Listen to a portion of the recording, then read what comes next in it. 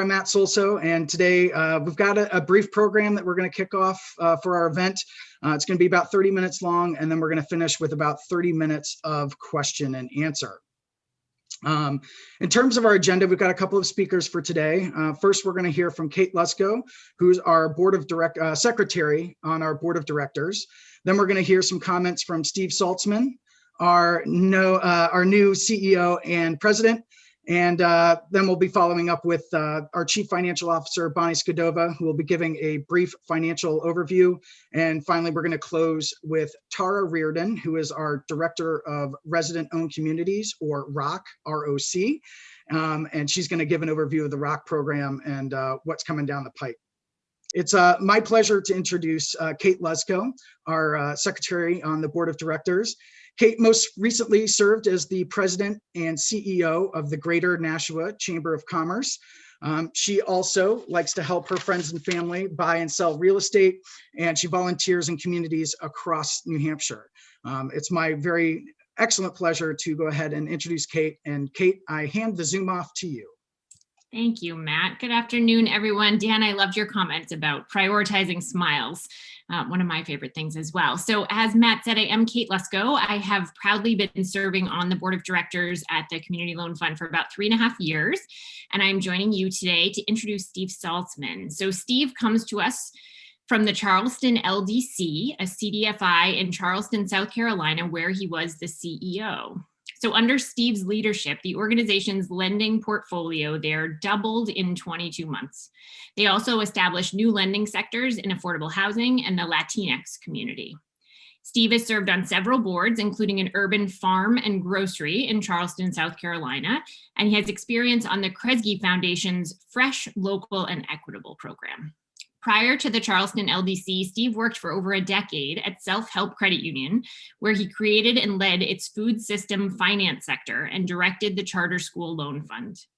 Since moving to New Hampshire, Steve has thoroughly been enjoying our beautiful New Hampshire spring. It's a gorgeous day out there today.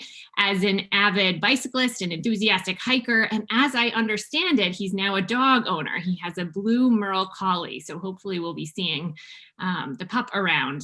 So I know I speak for the full board of directors when I say that we're happy to welcome Steve to the New Hampshire Community Loan Fund, and it is my pleasure to turn the stage over to him now.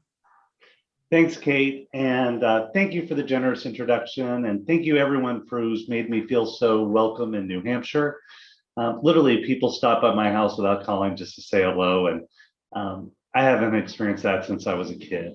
And I'd like to think so much of this welcome has to do with me, but if I'm honest, I think it has to do everything with the great reputation of my predecessors, Julie Eads and John Hamilton, and I really do have the world's friendliest looking dog, so maybe that's what this has to do. But I know I'm supposed to thank you for coming to this webinar, but I really want to thank you for being a supporter of the Loan Fund for 38 years.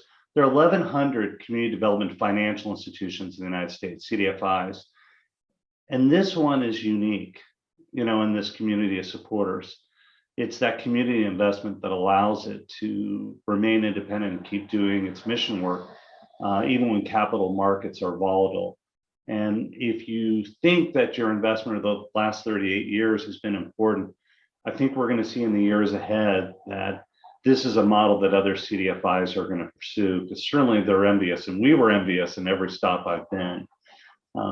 I know I'm supposed to talk about myself. I wrote in the letter that I was an optimist, and I don't think people are born that way. I think you learn to be one.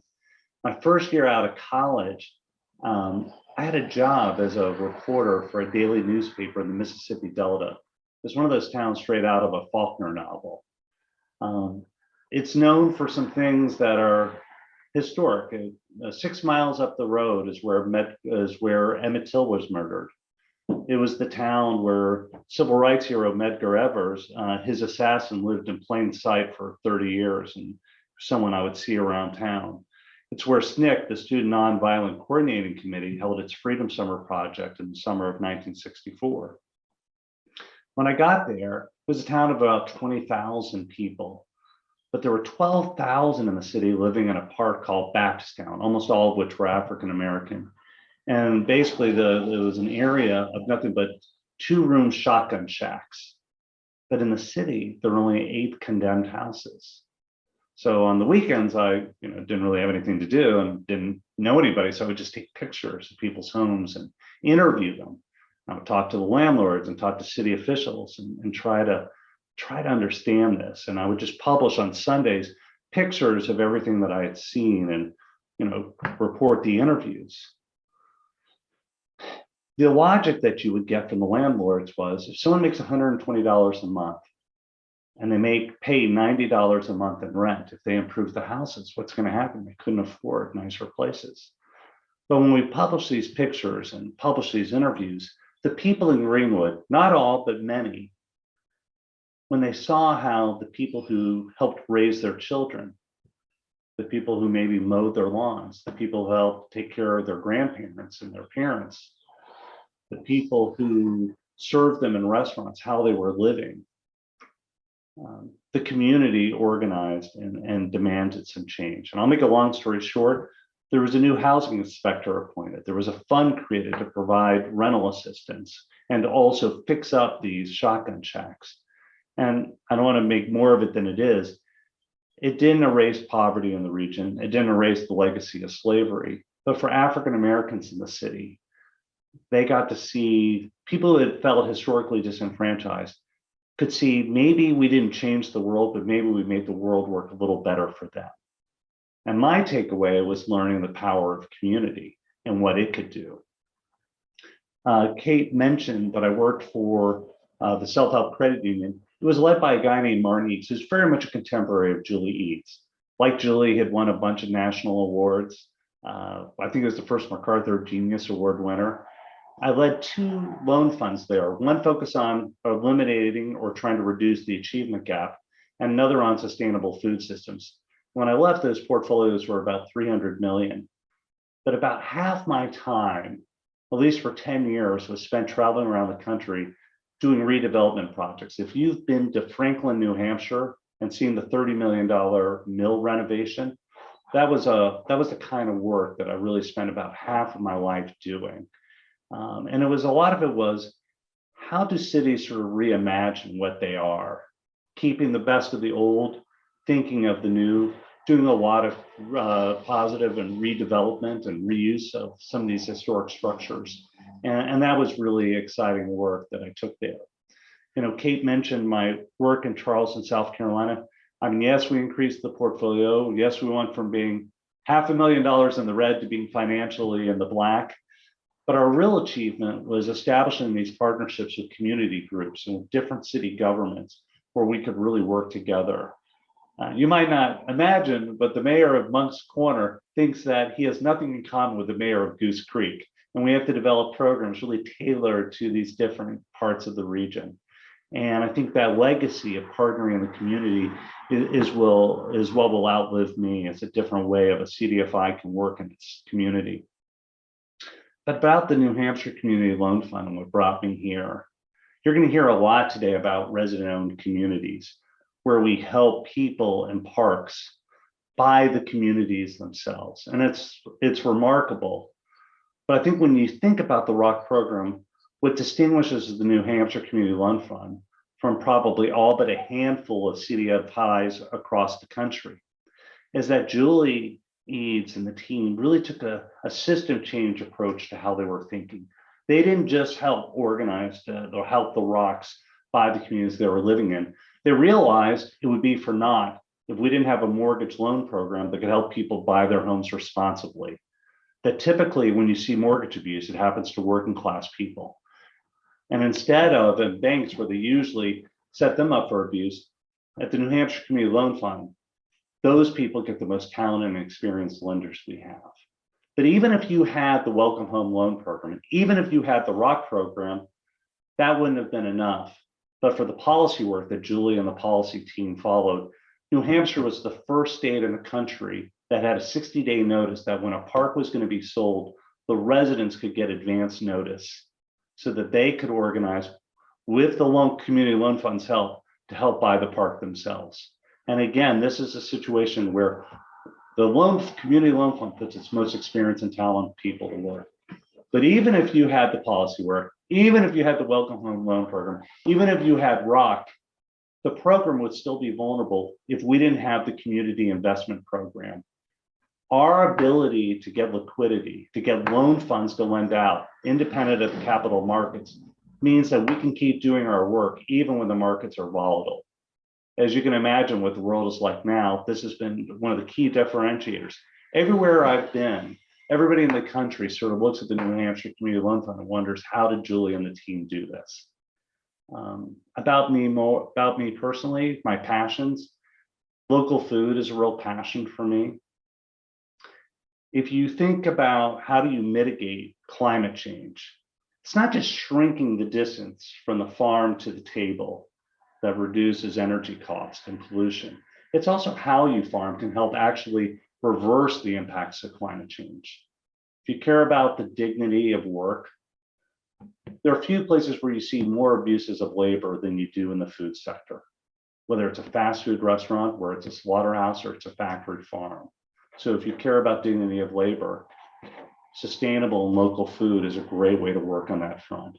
And lastly, almost every study you see will say the best thing you can do for your health is what happens on the dinner plate. It's more important than the doctor you see. It's more important than the drugs you take. And even if you have genetic predispositions, your diet can very much impact, how those genetic traits play out.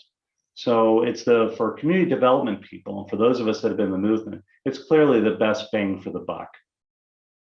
I'm also someone who's been jazzed about affordable housing since I first got out of school. In the community development movement, we often pride ourselves by talking about the number of units we built. And I think the mistake we make is that we don't think about the quality of life. What is the lived experience? If you haven't visited one of our resident-owned communities, I really encourage you to go to the Medville Cooperative in Goffstown.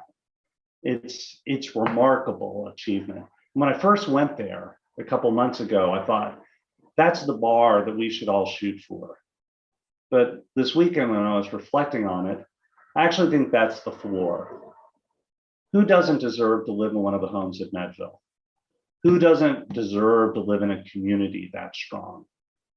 And I think I think our aspirations in affordable housing are too low. And I think the New Hampshire Community Loan Fund is one of the few that really gets it right. And the other passions, Kate talked about it. If I'm not at the office, you're probably going to see me falling down a ski slope, falling on a mountain bike trail. Please help me up. I'm probably going to be the last one trying to hike up these steep hills in New Hampshire, but that's really what I like to do. But again, I want to thank everybody for the warm welcome you've given me. I got to tell you, my predecessors left the cupboard full, with the loan fund being strong and a lot of talent here. So I want to thank them for that. If you have ideas about how we can be impactful, I hope you'll call me, or better yet, invite me to get out on the road and come see you. But again, thank you, everyone. And with that, I want to turn it over to my colleague, Bonnie Skidova, our Chief Financial Officer. Thank you, Steve. Good afternoon, and thank you for being with us today, everybody. I'm pleased to say that we are in a strong financial position and that our borrowers have been showing incredible resilience during these challenging times. Today, I'll give you a brief overview of how we're faring during the pandemic and to share some information about our borrower performance. And I also want to highlight how our investors and donors have been so helpful to us in support of our mission. So firstly, let's take a look at a breakout of our portfolio of loans to borrowers by program. Currently, we have 1,084 loans and investments out in the field, totaling nearly 152 million. Our portfolio continues to grow. It's up more than 7 million in the last year, from financing loans for affordable housing, nonprofits, childcare facilities, and small businesses. And the portfolio has been performing really well.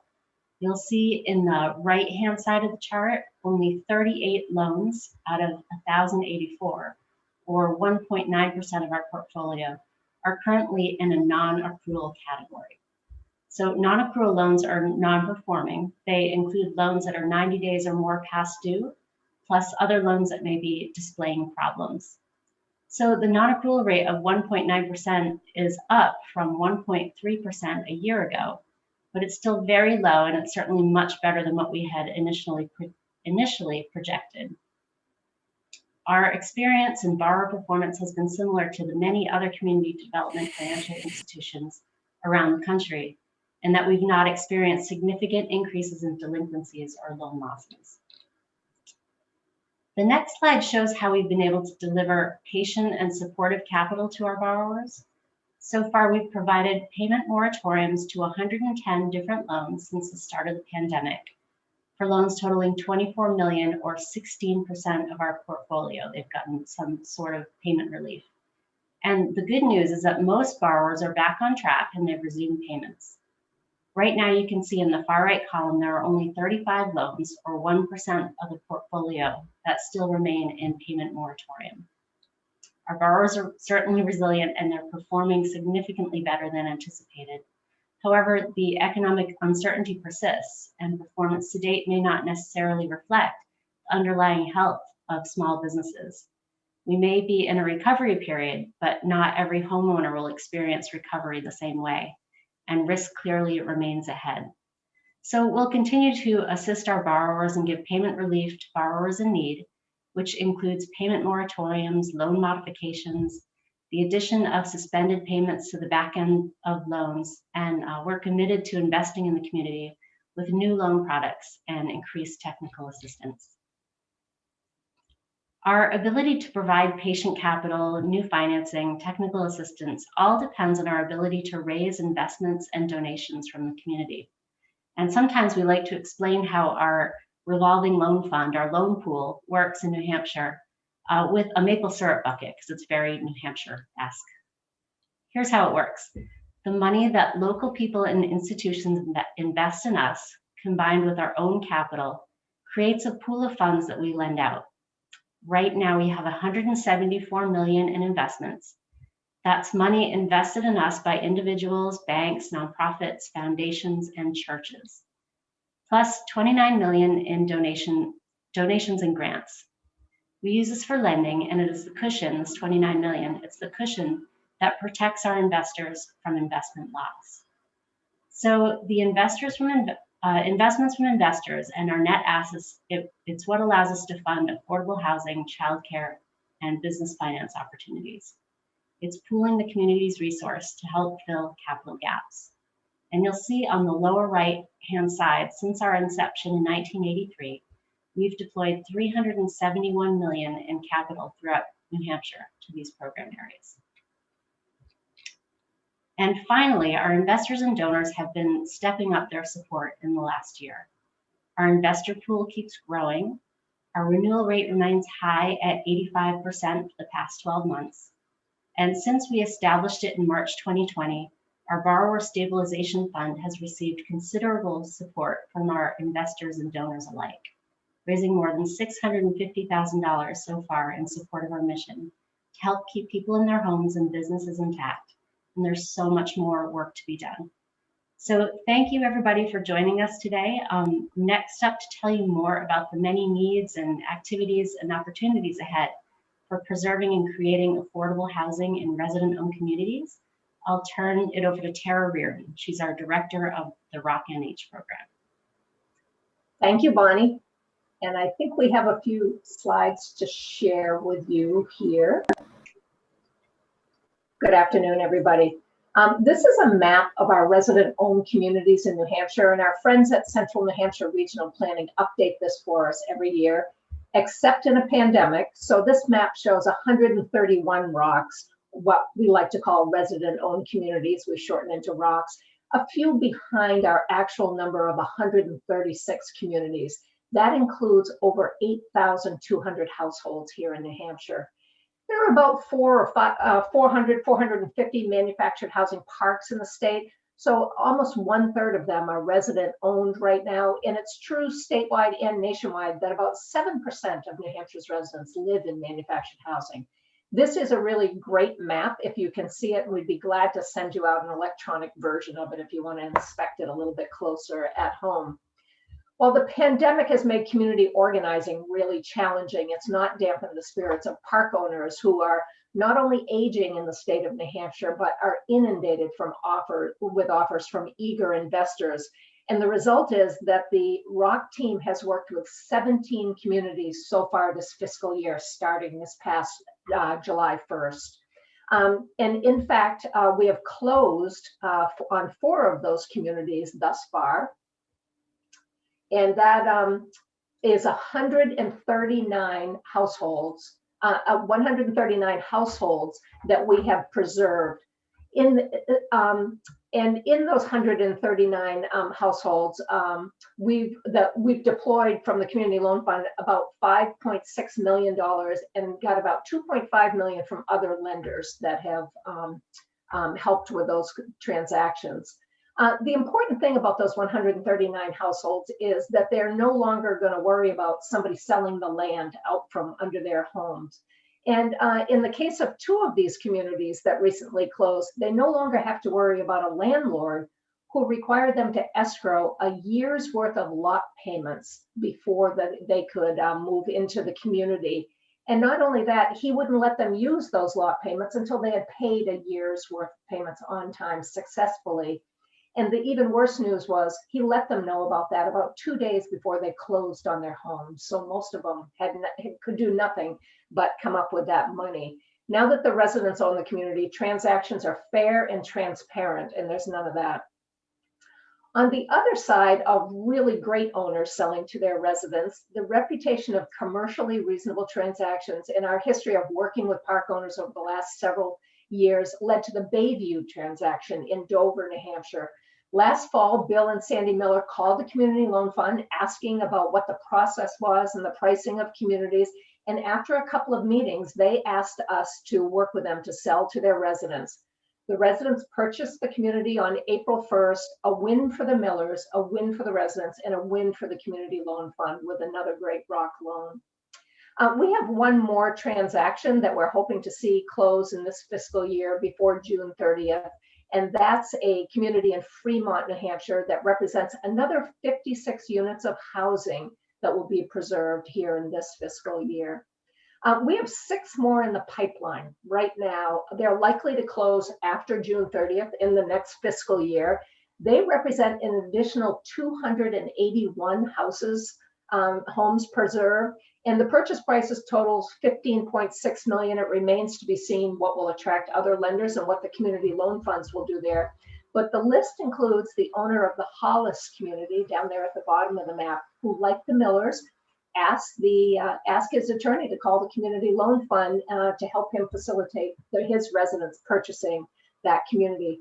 We had our first meeting with those residents last Saturday. It's an 88-home community, and they're pretty excited about becoming the next resident-owned community in New Hampshire.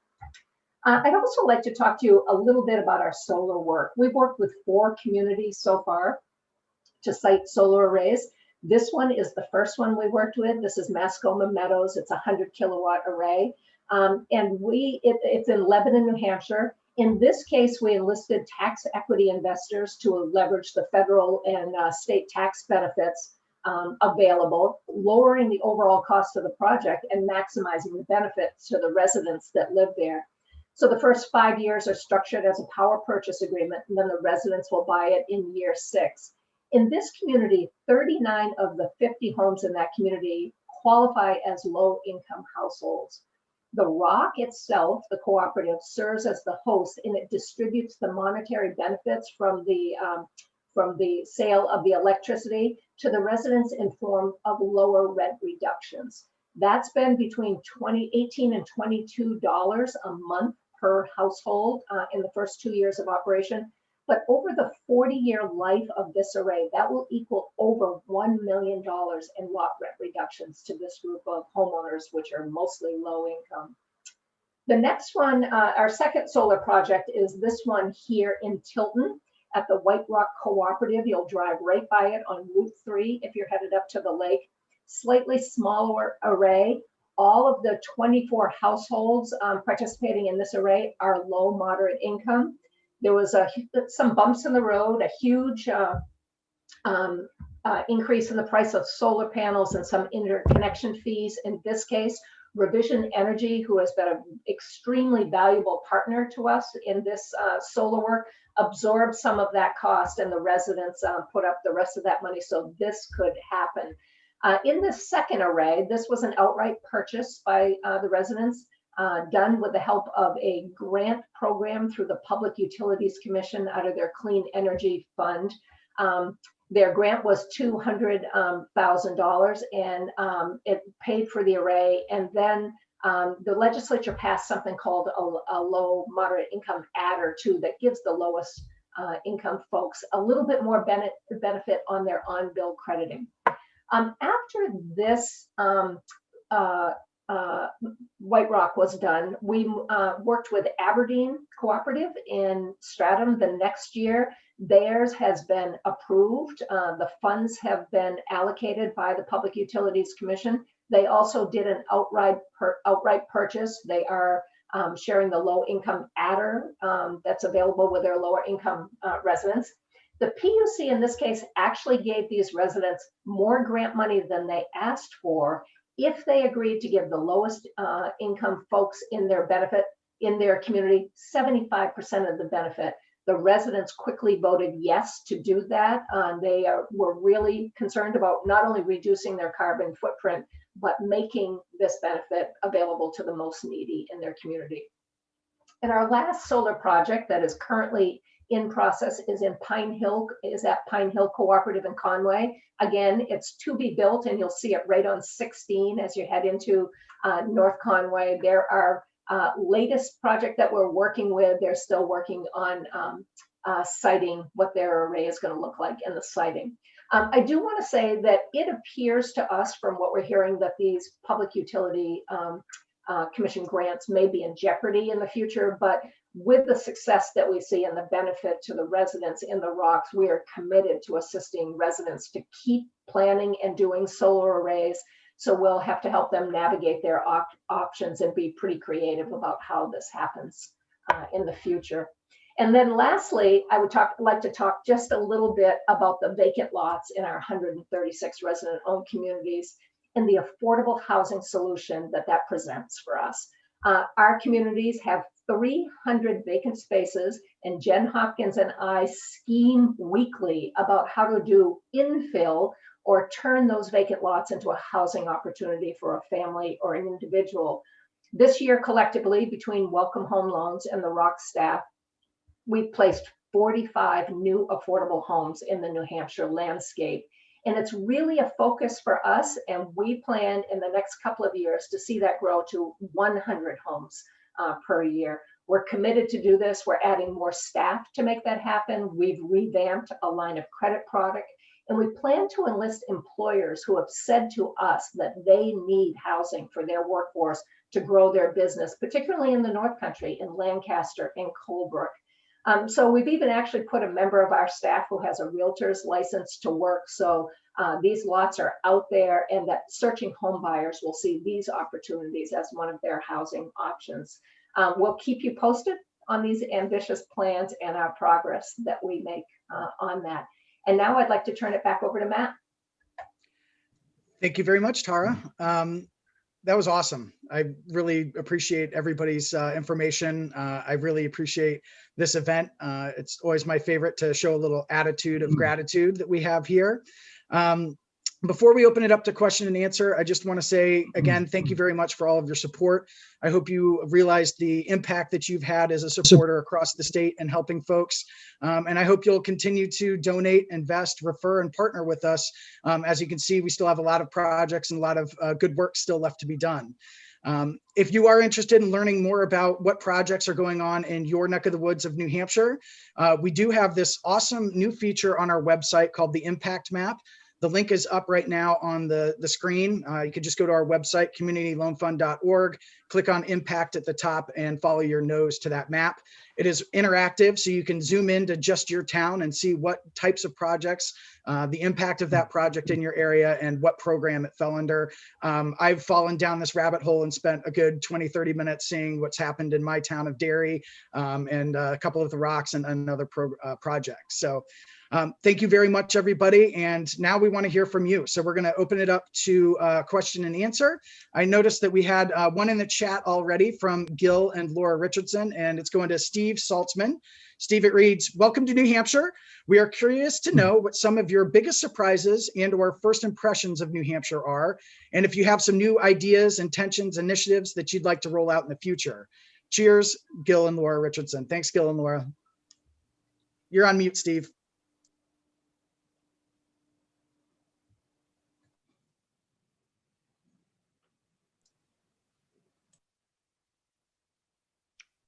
There you go. Hey, Gil. A couple of things. One of the things that really surprised me and has very little to do with community development, people own goats as pets.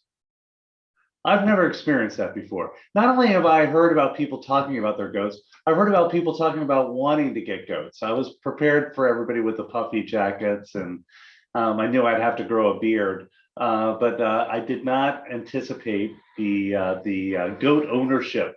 And I'm not sure what the right concentration or per capita goat ownership is, a healthy number, but I'm sure we're there. Things that surprised me, like nationally, I don't know anybody in the community development finance movement that doesn't know of Julie Eads and that doesn't know about ROC. And it's something that everybody talks about, how to use the ROC model in other areas. And I've known people, even those people who don't know Julie Eads, they probably heard John Hamilton, give a presentation about royalty financing and its application.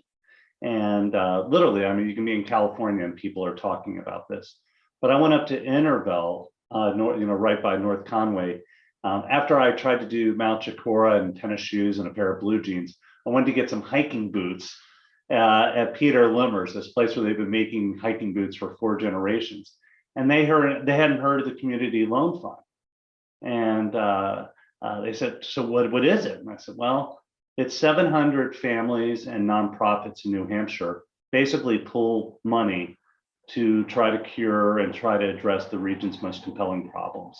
And it's been going in perpetuity. And this person, his jaw just dropped, wanting to hear about it. And that, why do we help, why do we hide the front door? Was sort of an interesting question, that people would know more about Julie Eads in Jackson, Mississippi, than they might in the North Country, New Hampshire. So I found that surprising. In terms of new initiatives, I mean, I think at 6 weeks, I'm not even 6 weeks in, it'd be pretty reckless, for me to talk about ways to solve, some of the issues. I'd say Dick Obert at the New Hampshire Community Charitable Foundation talked to me about the New Hampshire paradox, one of the wealthiest states in the country with widening wealth inequality.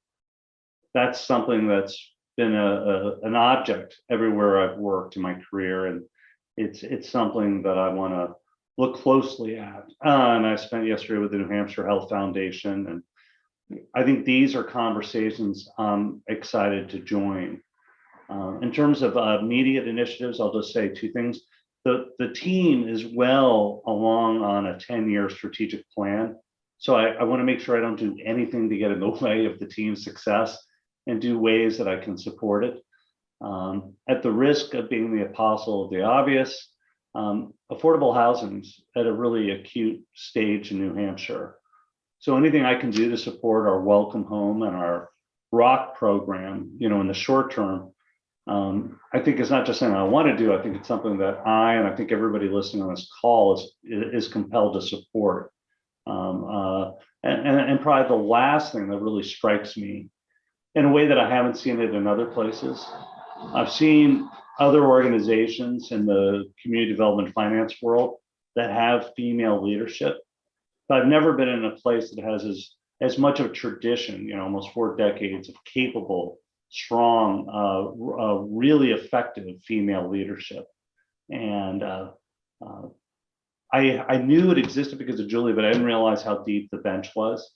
And I think in terms of priorities, I really don't want to mess that up. So any way that I can sort of double down and sort of continue that tradition is certainly going to be a priority. But once I can get out and meet with all of you, like, what is the next rock? I mean, that's something that we talk about internally, and it's a value here. And my guess is that the answer for that is actually going to come when we come visit you, that you're going to understand that as well as we will. But thank you for the question, Gil. Thanks, Steve. Thank you, Gil and Laura, for your question. Tara, I believe this one's going to be for you from Joan Pratt. Are there funds available to ROC owners for energy efficiency upgrades to their homes? We partner with anybody we can find to give a benefit to ROCs. I will say that Welcome Home Loans does have the ability for people to refinance homes when they have projects that they would be interested in doing. But the CAP agencies and rural development both have programs that we supply information to residents to do energy efficiency projects in their home. And we have in the past at the Community Loan Fund worked with weatherization funds with the CAPs, where they would set up in a community and approve people as they went along, so they could more efficiently reach more homes in that community, and are always ready with resources for our residents and looking for new opportunities for us to help them do that. Thank you, Tara. Next up, I've got Lori Gabriel, and I'm just going to read what she wrote. She says, I am appreciative and supportive of the work at the ROCs, especially introducing solar as a way to provide environmental and financial benefits. However, I'm very interested to hear what new areas Steve Saltzman will undertake to diversify the loan portfolio and increase impact across more sectors on New Hampshire's economy. So Steve, you may want to unmute and go ahead and comment on that, please. Now, thank you for that question. And I think we do want to diversify the portfolio, for mission reasons as well as for financial sustainability reasons. But I want to make clear that we're not going to retreat, a step from our work with affordable housing. So that's clearly going to be a priority. I think right now we're sort of assessing, where are the biggest opportunities. We are among a number of organizations that I think have a real pronounced interest in racial justice. And I think ways that we can lend into those communities or support that work is something that we are looking at. I'd say another thing that's very unusual about the New Hampshire Community Loan Fund is, for lack of a better expression, they don't chase shiny pennies. When they actually try to do something, it's very planful and it's very measured. And when they do it, they actually go all in. There's no experimentation, on vulnerable communities. And that's something I respect. And it's something that's too rare in the community development finance movement.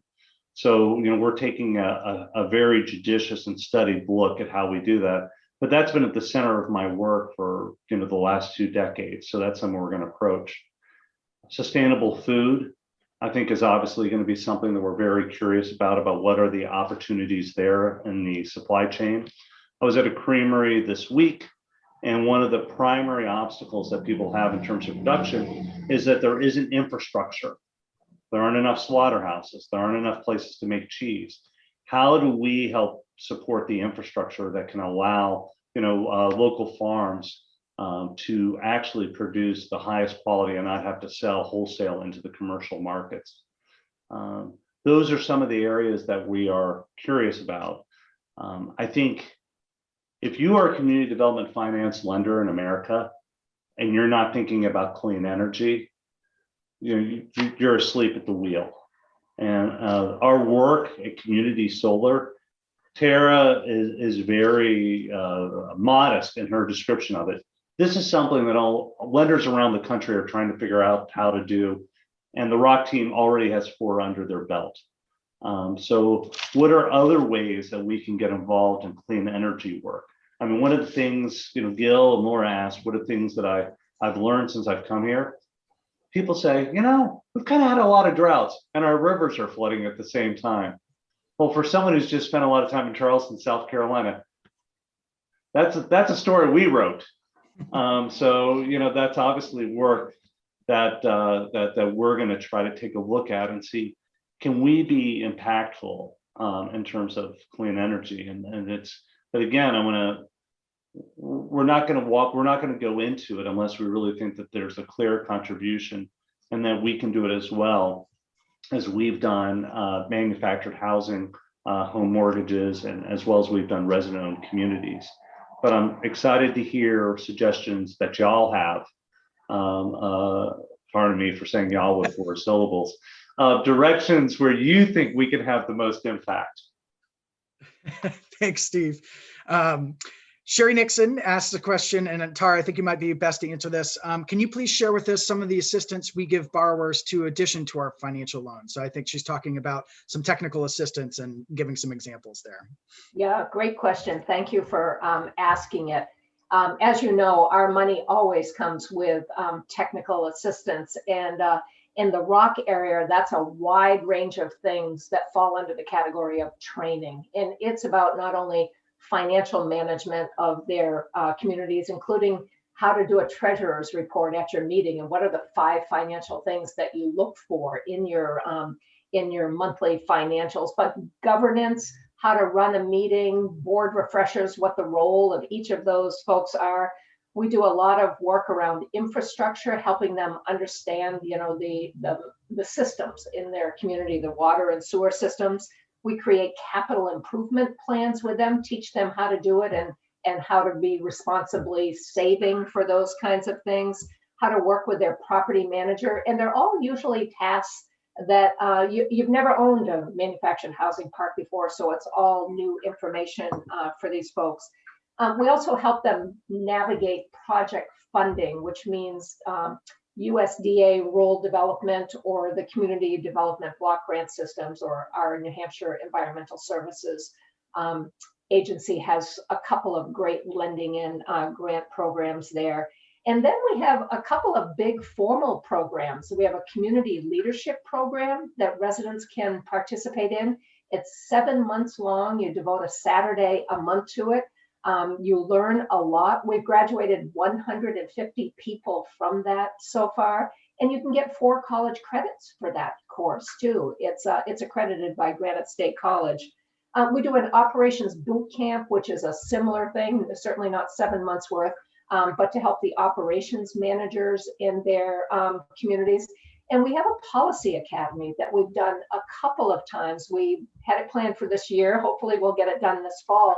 That helps residents find their voice so that they know how to tell the story and advocate for themselves at their towns, at the legislature, wherever it is they have to do it. So it's a lot of day-to-day operational kind of training that we do, but we really do focus on bigger picture, making their communities better and helping them access resources to do that. Thank you, Tara. And if I may, this is one of my favorite parts about the Community Loan Fund is the technical assistance we provide. And I like to think of it as immediate impact and long-term impact. The immediate impact is, they've got a better community.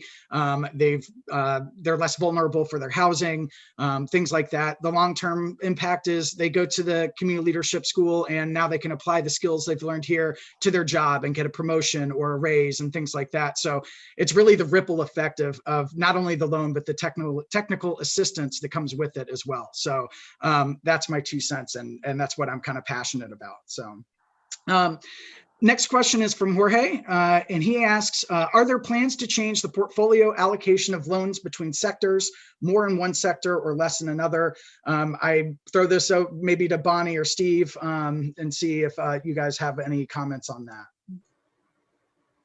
Yeah, no, I'd say we've been pretty steady in our allocation over the years. It's consistently, housing is our biggest area, but we are certainly really active in business finance and community services, nonprofits, childcare.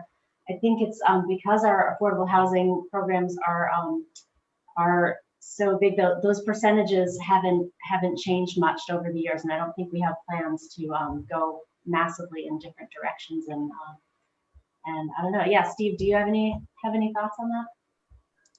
I usually don't make those grant pronouncements until I've been in a place at least 7 weeks. Very smart. So, but it's something we'll be looking at. But one thing I was thinking about Tara and talking about technical assistance, it would be easy to take this for granted. This is not something that community development financial institutions are generally good at, and it's very much baked into the DNA of this organization. And it's something that probably, I don't know how many years or decades it took to build in there. About 3 years ago, CDFIs got religion about the need for good technical assistance, and they've really floundered because it's not what they do. And I remember a conversation that I had, and Tara goes, our expectation is that it takes a year before someone's ready to make a loan. And it's not just that you don't see that at banks, you don't even see that in community development financial institutions around the country. And I can tell you the people who do it right. There's a group in Montana called MoFi, and it's not a CDFI, but there's a loan fund in Los Angeles that's also excellent. And I'm talking about the 1,100 CDFIs that I can count the ones that do this well on one hand. Is not a great sign, but it's why has our portfolio held up so well? Well, it's because we put our most experienced and most talented people working with our most vulnerable borrowers, and it's our expectation. We don't just sort of cream, the loan prospects that come in and turn away those that may be incomplete. Thank you, Steve. The next question is from David and Susan Wakefield, and they ask for Tara, is there a sign at Rocks to indicate that they are resident owned? We're wondering if we'd know a community is a rock if we happen to drive by one. We do provide new rocks with a sign that says resident owned community. It's a white sign with red lettering that they can hang below their existing sign. I think most of them put them up. I'm not sure, but we would be glad to provide you with that map, that first map that you saw in the PowerPoint that had all of the communities in it, because they're just driving out Route 4 from Concord to Portsmouth. You'll pass more than, there's probably 6 or 8 just on that road alone. So once you know they're there, they're easy to spot. But we try to provide them with a sign and hope that they install it. Thanks, Tara. And of course, you can always use that impact map that we have on the website too. You can use the filters to just show the rocks, and you can see what rocks are near you and go check them out if you'd like. Alice Donaselva asks, is personal finance education a part of the process with borrowers or with the broader community? And so I will defer that question to either Tara or anybody that wants to chip in. I've got my comments as well, but I'll open it up to others first. I won't say that we do personal finance education with actually the residents of the communities. If you are active in the membership or are on the board, you hear all of the membership that happens on about the rocks. We try to, on our Facebook page and in mailings that we do, send out information, especially at tax time, things that low, moderate income folks can take advantage. And the other piece I'll say, and Jen Hopkins is actually on the webinar here, but she's on vacation, so we're making believe she's not working while she's listening here. All of our welcome home borrowers have access to the same EAP, Employee Assistance Program, that us as staff members here get. And it can be any kind of help that they might need, navigating, personal financial things, legal things, stuff like that. So that's available to them. But that is something that is important, and we should think about doing better. Thanks, Tara. I'm scrolling through here, and we have a question again from David and Susan asking if the Community Loan Fund collaborates in any fashion with local Habitat for Humanity affiliates. We do, and luckily our local Habitat for Humanity executive director actually lives in one of our rocks here in the Concord area. They have rehabbed at least 1 or 2 homes that I know of in the Concord area here in communities, worked with a family who've helped them do that. And we talk to each other fairly often about just rock stuff, but they know where we are and they stay in touch with us. Thanks, Tara. Deb Rudy was asking if we can access the recording of the program and share it with others. We put a couple of answers in the chat, but just to say it out loud, we're going to be sending out a link either this afternoon or tomorrow morning at the latest to you, so that you can go ahead and either rewatch this or share it with your friends and family. We definitely could always use more supporters, so please be a great ambassador and spread our gospel far and wide. Looking further down, I've got Susan Almy with one of the two things I admire most about the Community Loan Fund is they specialize in a few areas and do a terrific job of assisting the co-ops and businesses with ideas and methods and governance. If you diversify too far, that gets risky. Thank you very much, Susan. I think you've touched a good point there. And Karen Chamberlain wants to ask, can you talk a little bit about co-lending with other CDFIs, including the Vermont Community Loan Fund and CEI out of Maine? To be honest, I can't remember what CEI stands for, but I do know who they are. And talking about leveraging other capital. Thank you.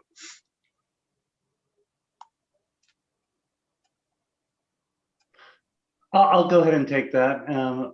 That's something that I think is really important to do. Sometimes you do it for the benefit of the borrower, and sometimes you do it for the benefit of the CDFI. Right now, there's a CDFI that can work in the North Country, and they need help, and we're going to work with them.